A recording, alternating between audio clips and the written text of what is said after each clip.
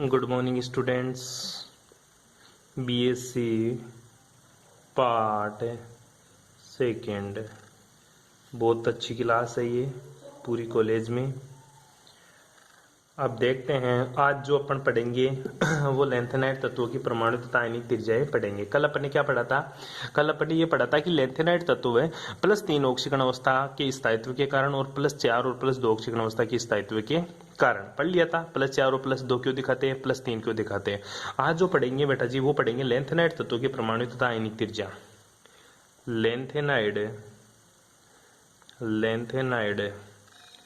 तत्वों की परमाणुवीय तथा आयनिक त्रिज्या।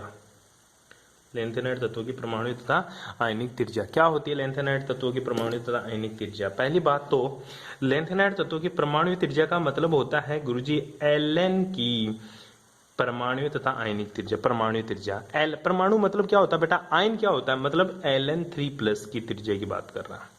मतलब लेंथेनाइड +3 ऑक्सीकरण अवस्था में हो तो उसकी आयनिक त्रिज्या कैसी होगी? सारे के सारे एलिमेंट्स की। अगर लेंथेनाइड जो एलिमेंट्स है अगर वो 0 ऑक्सीडेशन स्टेट में हो तो उसकी जो रेडियस होगी, जो परमाणु त्रिज्या होगी, एटॉमिक रेडियस होगी, वो कैसी होगी?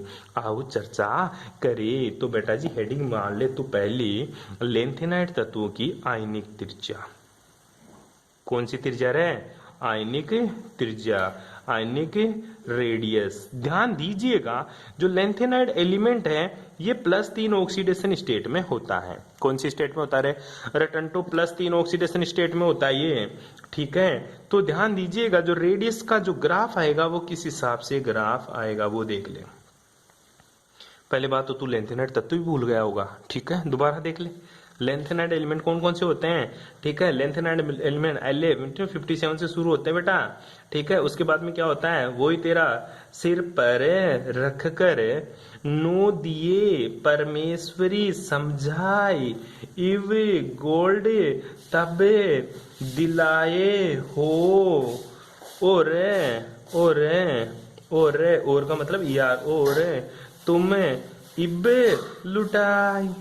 बैठ रहा है बेटा जी को समझ में? 57 से शुरू होता है, कहां तक जाता है? रिटर्न टू 71 तक जाता है ये, ठीक है। +3 ऑक्सीकरण अवस्था की बात कर रहा है। +3 ऑक्सीकरण अवस्था की बात करते ही तेरे दिमाग में एक ही चीज घुस जानी चाहिए, जो La है ना तेरा लेंथेनाइड एलिमेंट्स, ये तो F0 होता है। क्या होता है? 4F0, ठीक है। और जो CGM होता है ना तेरा, ये क्या होता है? बस तू आगे लिखता था एक एक number, 4F1 4F2 4F3 4F4 4F5 4F6 4F7 और 4F8 और 4F9 4F10 4F11 4F12 4F13 4F14। आई बात है समझ में? क्या करना चाहता तू? लेंथेनाइड तत्व आयनिक त्रिज्या मतलब Ln +3 ऑक्सीडेशन स्टेट में, Ln3 ऑक्सीडेशन स्टेट में F ब्लॉक में लगातार एक एक इलेक्ट्रॉन बढ़ता जा रहा है। F ब्लॉक में लगातार एक एक इलेक्ट्रॉन बढ़ता जा रहा है। F ब्लॉक में लगातार एक एक इलेक्ट्रॉन बढ़ता जा रहा है। अरे एक एक इलेक्ट्रॉन बढ़ेगा तो क्या होगा गुरुजी? एक इलेक्ट्रॉन बढ़ने पर जेड इफेक्ट बढ़ता है। Z effect is greater than shielding effect. Shielding effect, shielding effect Hindi में क्या बोलेंगे? परिरक्षण प्रभाव, परिरक्षण है प्रभाव। और जेड इफेक्ट को हिंदी में क्या बोलेंगे? प्रभावी नाभिकीय आवेश, प्रभावी नाभिकीय आवेश। ध्यान दे, अगर F कक्षक में इलेक्ट्रॉन बढ़ने के साथ साथ प्रभावी नाभिकीय आवेश बढ़ता है और परिरक्षण प्रभाव का मान कम होता है, जिसकी वजह से आकार क्या होता है? जिसकी वजह से आकार लगातार घटता जाता है, आकार लगातार घटता जाता है। तो ऊपर से नीचे जाएगा किसमें? Ln3+ ऑक्सीडेशन स्टेट में। तो साइज क्या होगी गुरुजी? घटेगी। अगर साइज घटेगी तो बता आयनिक रेडियस भी क्या होगी गुरुजी? घट जाएगी, क्योंकि साइज किसके ऊपर डिपेंड करती है? रेडियस के ऊपर। किस पे है? आयनिक रेडियस के ऊपर। अरे तेरी साइज मोटी है तो तेरी रेडियस भी मोटी है, ठीक है। अगर तेरी साइज छोटी है तो तेरी रेडियस भी क्या है? छोटी है। तो साइज घटेगा क्यों? क्योंकि प्रभावी नाभिकीय आवेश बढ़ता है। अरे आवर्त सारणी में लेफ्ट से राइट जाते हैं तो आकार क्या होता है? आकार घटता है। क्यों घटता है? क्योंकि इलेक्ट्रॉन बढ़ते हैं। इलेक्ट्रॉन बढ़ते हैं कि तो नाभिकीय आवेश बढ़ता, नाभिकीय आवेश बढ़ता तो आकार घटता। वही तो कारनामा हो रहा है यहाँ पे भी। ऊपर से नीचे जा रहे इलेक्ट्रॉन बढ़ते जा रहे हैं। इलेक्ट्रॉन किसमें? एफ में लगातार बढ़ते जा रहे हैं तो साइज भी लगातार घटती जाएगी और आयनिक रेडियस भी लगातार घटती जाएगी। तो जो डायग्राम, जो ग्राफ आएगा वो किस हिसाब से आएगा? ये तेरे लेंथनाइजेशन डिंग डिंग डिंग डिंग इस हिसाब से, ठीक है। इस हिसाब से तेरी ये रेडियस लगातार घटती जाएगी। ये ग्राफ तेरा बना लेना, नोट्स में तेरे को अच्छे से मिल जाएगा। यहाँ पे लेंथेनाइड एलिमेंट, सीजियम एलिमेंट, फिर यहाँ पे लुटेशियम, प्रियम, सारे एलिमेंट्स तू लिख सकता है आसानी से। अरे लिख देगा। हाँ, यहाँ पे क्या आता है तेरा? यहाँ पे रेडियस है बेटा, atomic number Z, atomic number Z. और यहाँ पे क्या आएगा? Ionic radius. आज ही नोट्स भेज दूंगा, ढंग से हिसाब लेना पूरे के पूरे एक साथ है। क्यों? अब थ्योरी है। क्या है बेटा? थ्योरी है, ठीक है, तो ध्यान दे लेना। अतः लेंथेनाइड तत्वों का आकार का जो क्रम होता है वो किसका सबसे ज्यादा आकार किसका होगा? गुरुजी Ln2+ ऑक्सीडेशन स्टेट में जो मॉलिक्यूल्स होंगे उनका आकार ज्यादा होगा। उसके बाद Ln3+ ऑक्सीडेशन स्टेट वाले, और सबसे कम आकार किसका होगा? Ln4+ ऑक्सीडेशन स्टेट वालों का। क्यों? क्योंकि क्यों इधर से इधर जाएंगे तो जेड इफेक्ट बढ़ेगा। जेड इफेक्ट बढ़ेगा तो साइज घट जाएगी। क्या हो जाएगी? साइज घट जाएगी। बस ये बात तू याद रखना। From left to right in lanthanide elements then oxidation state will be increase, then jet effect also increase and ionic radius. ऊपर से नीचे जा रहा तू, क्या हो रहा है? जेड इफेक्ट बढ़ रहा है, शिल्डिंग इफेक्ट घट रहा है, प्रभावी नाभिक आवेश बढ़ रहा है, परिवेशन प्रभाव घट रहा है, आकार घटता जाएगा। क्यों? प्रभावी नाभिकीय आवेश बढ़ रहा है। क्यों बढ़ा? इलेक्ट्रॉन बढ़ाया। इलेक्ट्रॉन ऊपर से नीचे जा रहे हैं, बढ़ रहे हैं, साइज घटेगी तो ये घट जाएगा। मामला तेरा फिट हो जाएगा। यहाँ आगे की बात समझ अब तू। क्या? अब देख, तू तो आयनिक रेडियस तो बता दिया, मेरे को दूसरा बता, तो परमाणुवीय त्रिज्या, परमाणुवीय त्रिज्या के बारे में बता। परमाणु त्रिज्या के साथ तो क्या पंगा होना है? बिल्कुल होना है। क्यों? क्योंकि गुरुजी परमाणु त्रिज्या है ना, परमाणु त्रिज्या ये एफ ब्लॉक के साथ साथ डी के ऊपर भी डिपेंड करती है। क्यों? क्योंकि जो लेंथेनाइड एलिमेंट्स है ना, लेंथेनम की बात करूं तो इसका जो इलेक्ट्रॉनिक कॉन्फ़िगरेशन आता है ना, वो क्या आता है बेटा? इसका जो इलेक्ट्रॉनिक कॉन्फ़िगरेशन आता है ना, वो आता है 4f0 5d1 6s2। ये होता है, मतलब एफ में तो 0 है, डी में इलेक्ट्रॉन है। किसमें इलेक्ट्रॉन है? डी में। जो परमाणु त्रिज्या है ना, लेंथेनाइड तत्वों की परमाणु त्रिज्या, ठीक है, वो क्या होती है? परमाणु संख्या बढ़ने के साथ साथ लेंथेनम से लेकर लुटेशियम तक परमाणु संख्या बढ़ने के साथ साथ परमाणु त्रिज्या तथा आयनिक त्रिज्या घटती जाती है। लेंथेनाइड तत्वों में लेंथेनम से लेकर लुटेशियम तक जाने पर इलेक्ट्रॉन की संख्या बढ़ने के साथ साथ एटॉमिक रेडियस, कौन सी रेडियस है? Atomic radius and ionic radius, atomic radius and ionic radius क्या होती है? घटती जाती है तथा आकार छोटा होता जाता है। आकार में यही कमी क्या कहलाती है? आकार में यही कमी लेंथेनाइड संकुचन कहलाती है। क्या कहलाती है? लेंथेनाइड संकुचन कहलाती है। ध्यान से देख बेटा, मजाक की बात छोड़।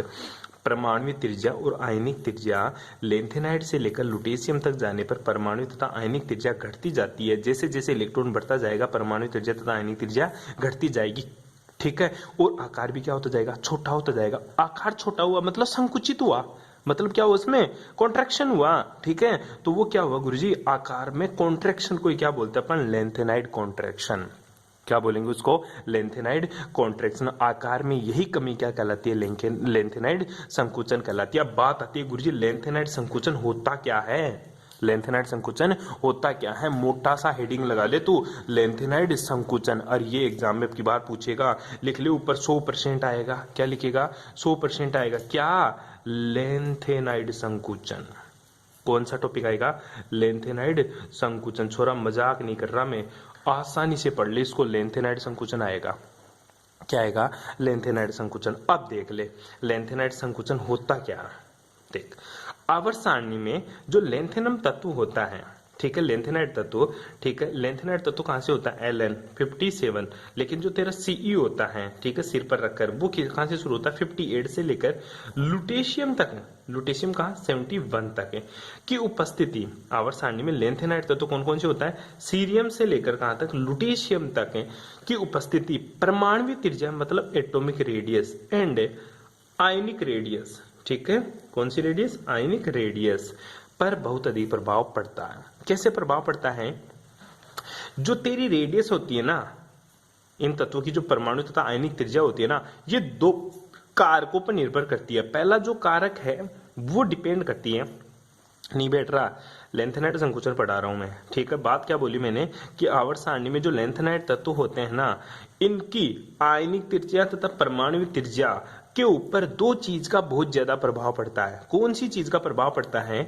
दो कारकों का बहुत ज्यादा इफेक्ट पड़ता है। कौन सा फैक्टर है वो, पहला है बेटा जेड इफेक्ट, कौन सा है, जेड इफेक्ट, और दूसरा क्या है तेरा सिग्मा, क्या है, सिग्मा। जेड इफेक्ट को बोलते हैं बेटा तेरा इफेक्टिव न्यूक्लियर चार्ज, हिंदी में क्या बोलेंगे इसको, प्रभावी नाभिकीय आवेश, प्रभावी नाभिकीय आवेश, ठीक है। और जो तेरा सिग्मा होता है ना, सिग्मा, इसको क्या बोलेगा तू, इसको बोलता है तू परिरक्षण प्रभाव, शिल्डिंग इफेक्ट, परिरक्षण प्रभाव। अब दोनों क्या होते हैं, ये क्या बला आ गई बीच में, लेंथेनाइट संकुचन पढ़ा रहा था तू, बीच में दो चीज और ले आया कंफ्यूजन के लिए। तो बेटा एक एक की बात करेंगे, होता क्या है जेड इफेक्ट और सिग्मा, ध्यान से देख ले, जिसके समझ में आ जाए तो वो समझ लेना, जिसके नहीं समझ में आए ना वो रट के पास हो जाना इसको, ठीक है। तो मैं चाहता हूं तू समझ ही ले, रटने की तो कोई दिक्कत आएगी नहीं तेरे को, बैठ रही है बात समझ में, तू इसको रट मत है, समझ ही ले इसको, क्या करेगा इसको समझ ले बिल्कुल एक बार।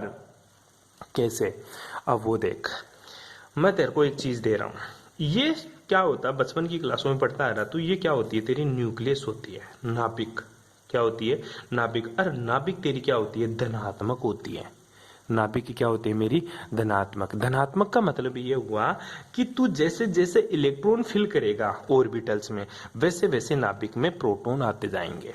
कैसे, जैसे मान ले ये न्यूक्लियस है तेरी, ये पहला मेरा सेल है, ठीक है, पहला ऑर्बिटल है, ठीक है, n बराबर 1 है। इसके बाद में ये कौन सा ऑर्बिटल है मेरा, गुरुजी ये मेरा दूसरा ऑर्बिटल है, n बराबर 2,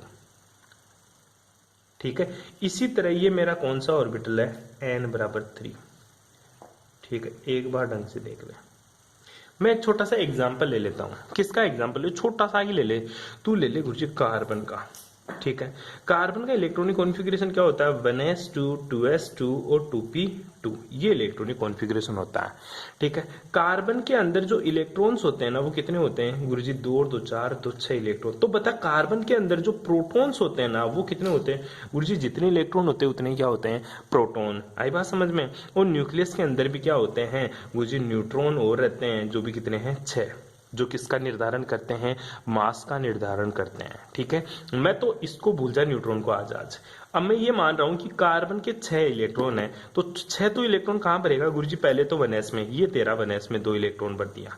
जैसे ही 1s में 2 इलेक्ट्रॉन भरा, 2 इलेक्ट्रॉन यहां भरा, तो 2 प्रोटॉन न्यूक्लियस में भी आ गए बेटा, ठीक है।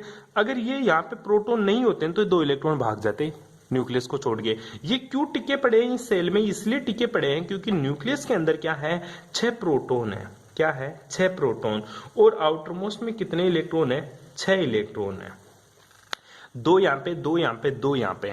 न्यूक्लियस में एक साथ कितना इलेक्ट्रॉन, 6 इलेक्ट्रॉन, एक साथ कितने इलेक्ट्रॉन, 6 प्रोटॉन। पहली सब सेल में कितना, मतलब पहले ऑर्बिटल में कितने इलेक्ट्रॉन, 2, दूसरे ऑर्बिटल में कितने इलेक्ट्रॉन, 2, और तीसरे ऑर्बिटल में कितने इलेक्ट्रॉन, 2। बता, यहां से यहां गया डिस्टेंस, फिर यहां से यहां गया डिस्टेंस, और यहां से यहां गई डिस्टेंस, बढ़ रही है, क्या हो रही है, बढ़ रही है। इसमें 6 प्रोटॉन है, और प्रोटॉन के ऊपर कौन सा चार्ज होता है बेटा, पॉजिटिव, और इलेक्ट्रॉन के ऊपर कौन सा चार्ज होता है बेटा, नेगेटिव। किसके ऊपर, और तुझे पता है पॉजिटिव और नेगेटिव के बीच में क्या होता है, आकर्षण, क्या होता है, आकर्षण, क्या होता है बेटा, आकर्षण। ये 6 प्रोटॉन सबसे ज्यादा अट्रैक्ट किसको करेंगे, बिल्कुल पास वाले ऑर्बिटल में उपस्थित इलेक्ट्रॉन को, सबसे ज्यादा आकर्षण बल इसके ऊपर लगाएंगे, उसके बाद में किसके ऊपर लगाएंगे, इसके ऊपर, उसके बाद में इस पर लगाएंगे। लेकिन इस 6 प्रोटॉन का जो सबसे ज्यादा अट्रैक्शन फोर्सेज, जो सबसे ज्यादा आकर्षण बल महसूस करेंगे, वो कौन से ऑर्बिटल करेंगे गुरुजी, 1s वाले करेंगे, ठीक है, n बराबर 1 वाले, फिर n बराबर 2 वाले, फिर n बराबर 3 वाले ऑर्बिटल। मतलब जैसे जैसे जैसे दूरी बढ़ती जाएगी नाभिक से, वैसे वैसे आकर्षण बल घटता जाएगा। नाभिक के द्वारा इस सेल में उपस्थित इलेक्ट्रॉन के ऊपर लगाया गया आकर्षण बल ही नाभिकीय आकर्षण बल है। क्या है बेटा? नाभिकीय आकर्षण बल। समझ ले छोरा तू यहाँ पे एक बार के लिए, ये 2 इलेक्ट्रॉन है, यहाँ पे प्रोटॉन 6 प्रोटॉन के द्वारा 2 इलेक्ट्रॉन के ऊपर अट्रैक्शन फोर्सेस खतरनाक वाला लग रहा होगा, ठीक है। तो ये सबसे ज्यादा अट्रैक्ट हो रहे हैं, उसके बाद में ये अट्रैक्ट होंगे, उसके बाद में ये अट्रैक्ट होंगे, ठीक है। अब एक काम और हो गई गुरुजी, ये तो तेरी बात मान गया, लेकिन इस जो सेल में इलेक्ट्रॉन पड़े हैं ना, ठीक है, इस सेल में जो इलेक्ट्रॉन पड़े हैं ना, वो इस सेल को क्या कर रहे हैं गुरुजी? प्रतिकर्षित भी तो कर रहे हैं। क्या कर रहे हैं? प्रतिकर्षित। क्योंकि इलेक्ट्रॉन के ऊपर चार्ज होता है नेगेटिव, और इन इलेक्ट्रॉन के ऊपर भी चार्ज क्या है? नेगेटिव। तो नेगेटिव नेगेटिव के बीच में क्या होता है? प्रतिकर्षण। क्या होता है? प्रतिकर्षण होता है नेगेटिव नेगेटिव के बीच में।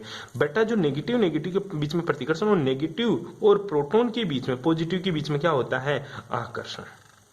क्या होता है? आकर्षण। जो आकर्षण लग रहा है ना, यही क्या है? तेरा नाभिकीय आवेश, नाभिकीय आकर्षण बल। क्या है? नाभिकीय आकर्षण बल, ठीक है। और जो प्रतिकर्षण लग रहा है, ये क्या कर रहे हैं? देख, ये इलेक्ट्रॉन का इस नाभिक के ऊपर आकर्षण लग रहा, इन बीच वाले का, लेकिन इन इलेक्ट्रॉन का इसके ऊपर प्रतिकर्षण भी लग रहा। इलेक्ट्रॉन पागल हो गए बीच वाले, बोले भाई पास आता हूं तो ये प्रतिकर्षित करके भेजते हैं, ठीक है, और दूर जाता हूं तो नाभिक खींचती है मेरे को। क्यों? नाभिक के ऊपर प्रोटॉन है, यहाँ पे क्या है? इलेक्ट्रॉन। तो दोनों के बीच में आकर्षण बल होता है, लेकिन ये इलेक्ट्रॉन क्या बोलते हैं? वापस जा। क्यों? प्रतिकर्षण लगाएंगे ये। जो प्रतिकर्षण लगाने के बाद में इन इलेक्ट्रॉन के प्रतिकर्षण, इन इलेक्ट्रॉन के द्वारा इन इलेक्ट्रॉन के ऊपर है प्रतिकर्षण लगाने के बाद में अगर नाभिक फिर भी इनको अंदर की तरफ खींच रही है, वही क्या कहलाता है? तेरा प्रभावी नाभिकीय आवेश। क्या कहलाता है? प्रभावी नाभिकीय आवेश। मतलब गुरुजी ये प्रतिकर्षण जितना लगाना था लगा दिया, उसके बाद में भी इन इलेक्ट्रॉन के ऊपर नाभिक का कुछ ना कुछ आकर्षण बल होता, उसी को मैं क्या बोलता हूं? प्रभावी नाभिकीय आवेश। क्या है बेटा? प्रभावी नाभिकीय आवेश। तो बता, प्रभावी नाभिकीय आवेश क्या कर रहा है?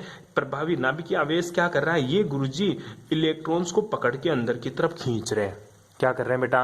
प्रोटॉन को, इलेक्ट्रॉन्स को पकड़ के अंदर की तरफ खींच रहे हैं, इनको अंदर की तरफ खींच रहे हैं। अगर अंदर की तरफ खींचेंगे तो ये सब सेल क्या हो जाएगा गुरुजी? थोड़ा अंदर की तरफ धंस जाएगा।